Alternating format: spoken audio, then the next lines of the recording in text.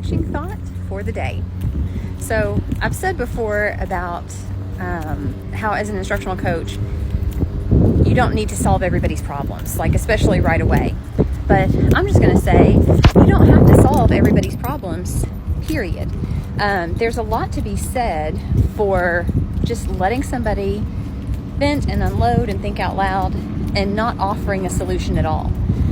In fact, research shows that bonds people. Whenever you have an opportunity to just share and connect, that bonds you to somebody. So as an instructional coach, relationships are the most important thing that we have. And so as tempting as it might be to try and help people or to try and take on the load of trying to solve a problem, keep in mind, sometimes that's just obnoxious. Like when I think about talking to my husband sometimes and I will, spew all the problems from my day, if he starts wanting to solve those, I don't necessarily appreciate that. Like I just want him to listen, and he does a fantastic job with that. But as a coach, we just need to be mindful of that as well.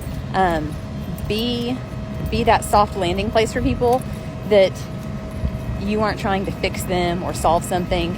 You're just trying to be there and listen and build relationships so that the next time there is a problem that you can solve and that they want you to help solve, you're available and you can do that.